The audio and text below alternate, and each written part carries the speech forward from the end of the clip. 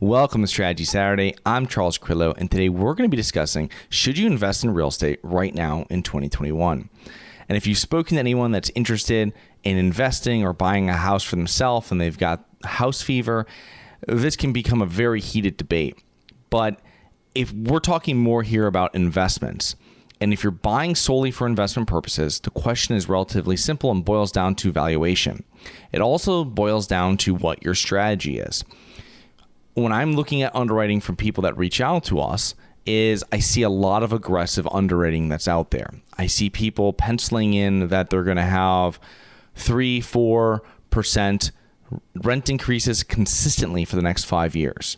Now, if you're putting in there a 2% rent increase, I might say fine. You start putting 4% plus no matter what market you're in. That is a whole different ballgame, and that's very aggressive underwriting.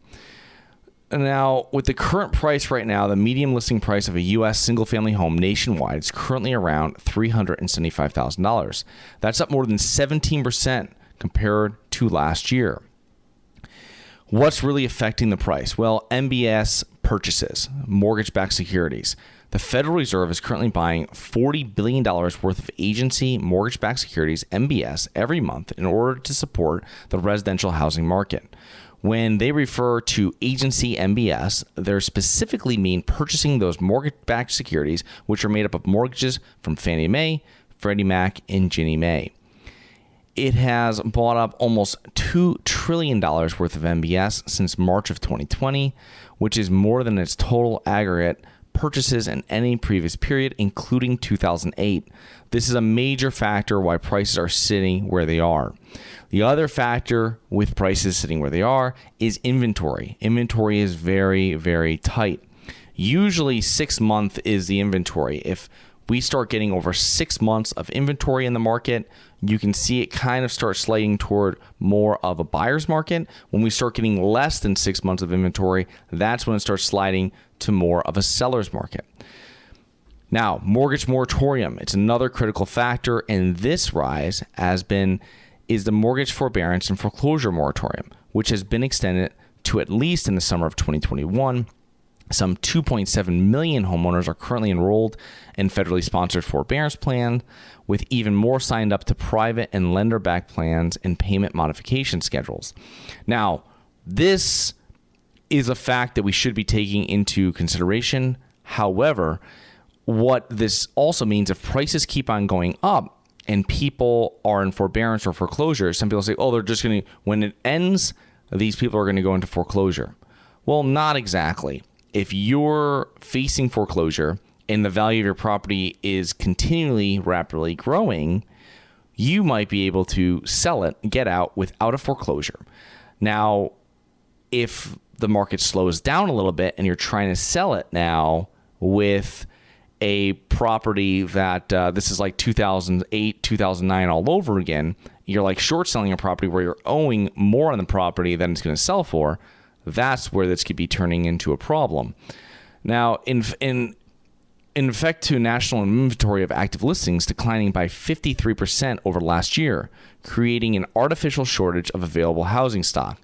So as I was saying before about the 6 month kind of line, when you're looking at this and you're going back and forth on different properties, this is very important when you see this because people aren't selling. If people are not selling, then this is going to be a problem. But what happens when people start selling? It could ultimately not, real estate's slow, but it's not that slow. It could ultimately turn into a buyer's market if we have an influx at the end of 2021 or 2022 of new listings. When people feel completely confident with COVID being over, you might see a lot more people moving, a lot more products back on the market, a lot more homes, investment properties back on the market.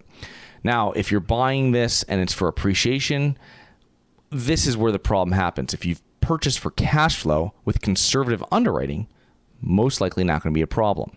Another factor is institutional buyers with PPP money.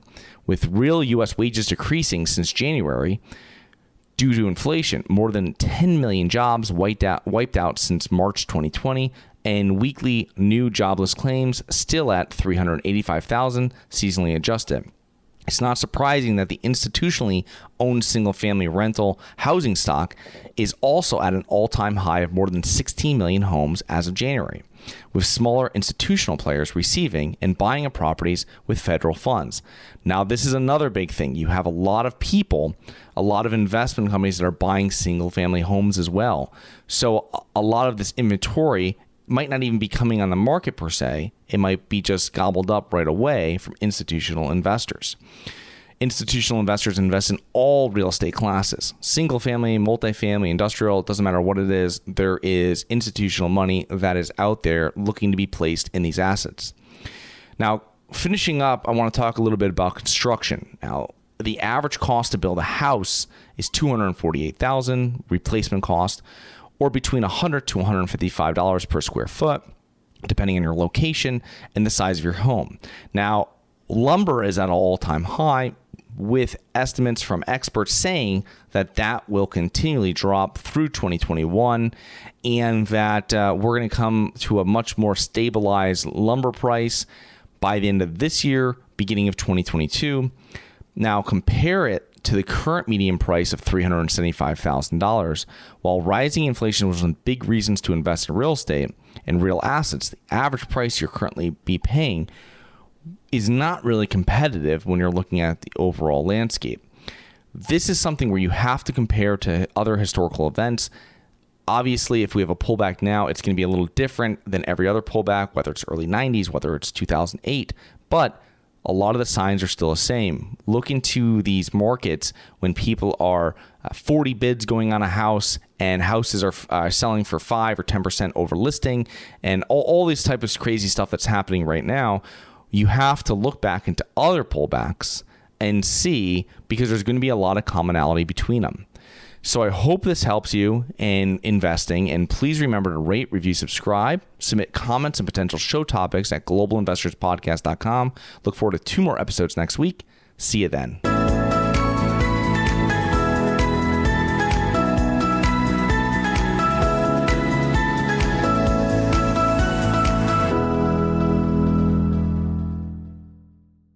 Nothing in this episode should be considered specific, personal, or professional advice. Any investment opportunities mentioned on this podcast are limited to accredited investors. Any investments will only be made with proper disclosure, subscription documentation, and are subject to all applicable laws. Please consult an appropriate tax, legal, real estate, financial, or business professional for individualized advice. Opinions of guests are their own. Information is not guaranteed. All investment strategies have the potential for profit or loss. The host is operating on behalf of Syndication Superstars, LLC exclusively.